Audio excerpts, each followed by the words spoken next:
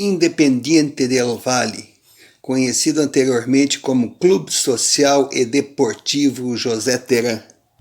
Fundado em 1958 na cidade de Sangolquí, região metropolitana de Quito, capital do Equador, e onde está localizado o Aeroporto Internacional Mariscal Sucre.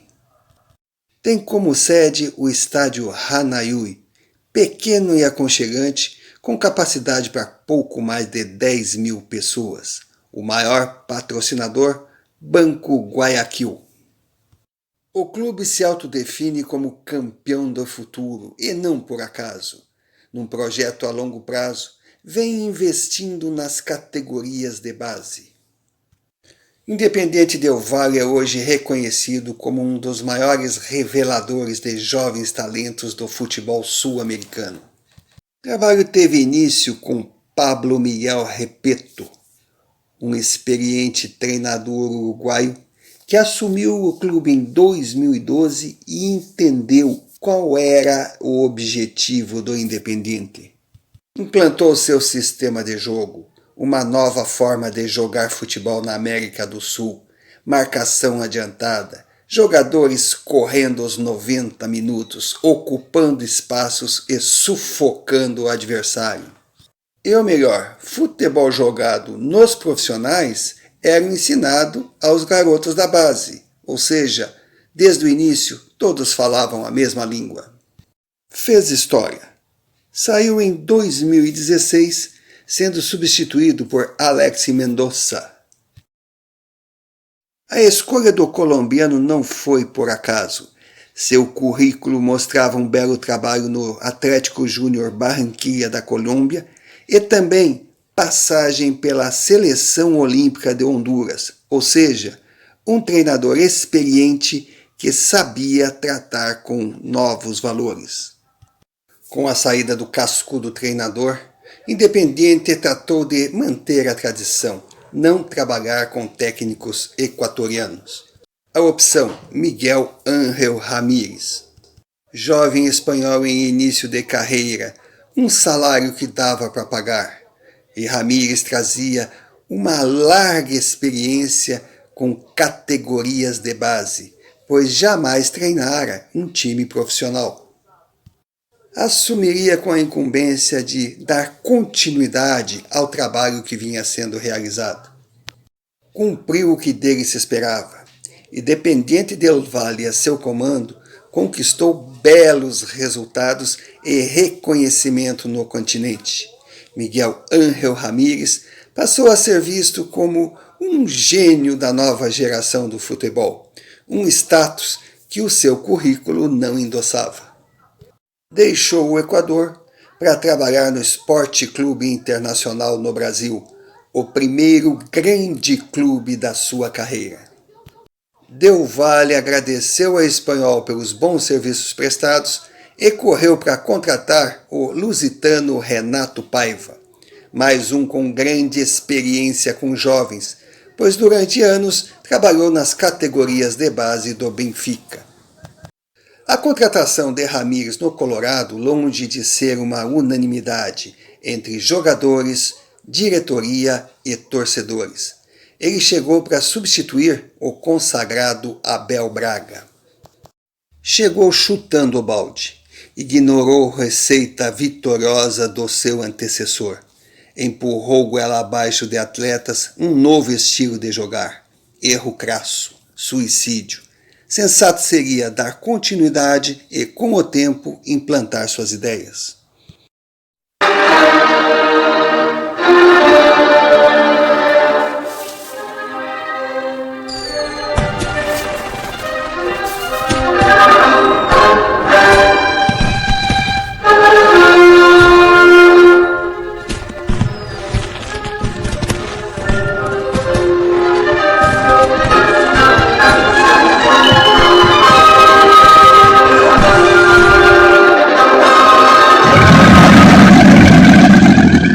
Miguel Ángel Ramírez, ao olhar o Beira-Rio e lembrar do seu antigo local de trabalho, deveria ter pensado nas regras da engenharia, o peso sobre os pilares nas duas casas é muito diferente. E o som que vem de longe, lembrando uma inofensiva chuva forte, pode ser prenúncio de uma devastadora tempestade.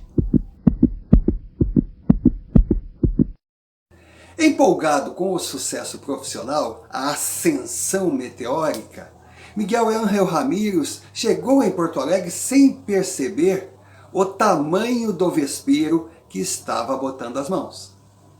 Realidade colorada é medida por palavras complicadas, dívida impagável, pressão, pressa, cobrança por títulos, tolerância zero. O resultado garante empregos. Se o time for bem dentro de campo, Ramírez está tranquilo. Mas do contrário, ele pode ter certeza que não terá nenhuma mão amigável com paciência para lhe dar tempo para demonstrar o que sabe. Analisando informações que vêm do Beira-Rio, otimistas, só que não, esperançosas, mas desconfiadas, e recheadas de não ser ele o cara, criam uma expectativa pessimista quanto à permanência do espanhol no comando do elenco colorado. Pode acontecer de tudo, inclusive nada, mas uma coisa é certa, faz tempo que não se vê o torcedor colorado tão indignado e sem conseguir entender as razões da troca de treinador. Empolgado com a sua ascensão profissional meteórica, Miguel Ángel Ramírez, dentro da sua inexperiência normal na juventude e no início de carreira, desembarcou em Porto Alegre sem ter a mínima noção do tamanho do vespeiro que estava colocando as mãos. Ao treinador, faltou a sábia humildade só encontrada com a maturidade.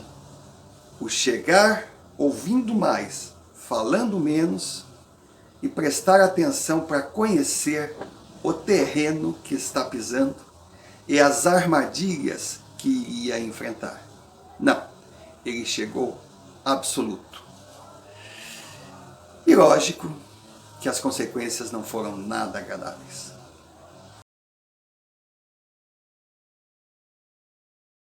Aí alguém pode dizer, mas o que esse maluco tá falando? O cara acabou de enfiar 5-0 no Esportivo de Bento e no jogo anterior enterrou o Aimoré com 6-1 no lombo. Certo. E daí? Normal. Normal e perigoso. Porque vejam, o Internacional, mesmo tendo jogadores acostumados à forma de jogar de Abel Braga, de Kudê, totalmente diferentes do que propõe Miguel Ángel Ramírez, tem grandes jogadores. E, logicamente, eles se adaptam logo ao beabá da novidade. Não são burros, sabem jogar. Quando se enfrenta um Esportivo de Bento Gonçalves ou um Aimoré, com todo respeito aos dois tradicionais clubes do Rio Grande do Sul, se pega adversários tecnicamente bem inferiores. Então, se o sistema de jogo recém-implantado der certo, a coisa deslancha. Diferente de quando se enfrenta competições mais complicadas e adversários mais perigosos. Sabe o que acontece? Acontece que no meio da partida complicada, quando as dificuldades surgem, necessário procurar plano B, plano C, as variáveis. E é aí que a coisa pega. Porque os jogadores ainda não assimilaram todos esses conceitos. Com certeza irão pegar? Irão. Mas demanda tempo. E aí é que Miguel Ángel Ramírez cometeu o seu grande pecado. A pressão no Internacional é grande. E ele não tem o tempo que acha que tem para que os frutos do seu trabalho possam aparecer.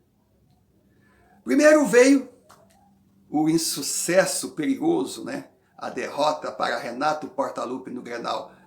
Técnico da dupla Grenal, que não ganha clássico tem vida curta. Isso é tradição. E ele perdeu taticamente para Renato Portaluppi. Logo em seguida, vem o time boliviano, que, repito, me nego a dizer o nome para não dar um nó na língua. Mas ele conseguiu perder. Ah, foi na altitude, tem desculpa disso, desculpa daquilo, tá bom.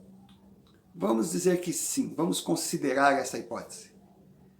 Só que agora, vem a final do Gauchão, que pode ter um Grenal. Se perder esse título,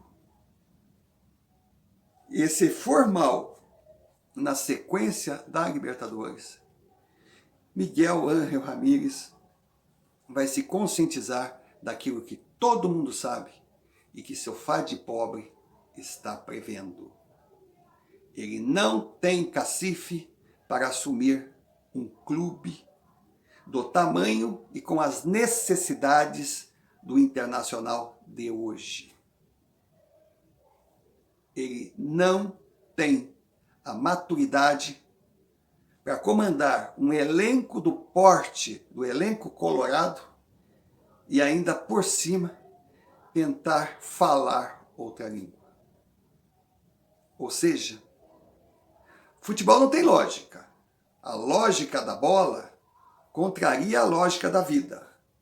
Mas se der lógica, Miguel Ángel Ramírez terá vida curta no Internacional. E aí estará decretado o que todo mundo já enxergou, mas alguns têm medo de aceitar. Dispensar Abel para contratar um espanhol em início de carreira foi uma demonstração absurda de despreparo e amadorismo do novo presidente colorado. Então aqueles que achavam que estava ruim com Medeiros irão perceber que está bem pior agora. Fora isso, o clube continua gastando mais do que pode, mentindo com questões financeiras. Ah, eles estão dizendo que a folha de pagamento do Internacional foi reduzida, está em só 7 milhões. Mentira! Eles não incluem nesses valores os direitos de imagem. O atual elenco do Internacional está custando muito caro, um dinheiro que o Inter não tem. A dívida só sabe aumentar. Nesse passo, mais um ano que começa, com um treinador gringo desembarcando, alguns veteranos sendo contratados com dinheiro sabe de onde, e a torcida gritando, agora vai, o campeão voltou, o maior de todos, o melhor em tudo, favorito a tudo. Só que na hora do competir, nada, nada, nada, nada, e no final, nada. Que várzea. Pocotó, pocotó, pocotó, pocotó. Assunto encerrado e ponto final.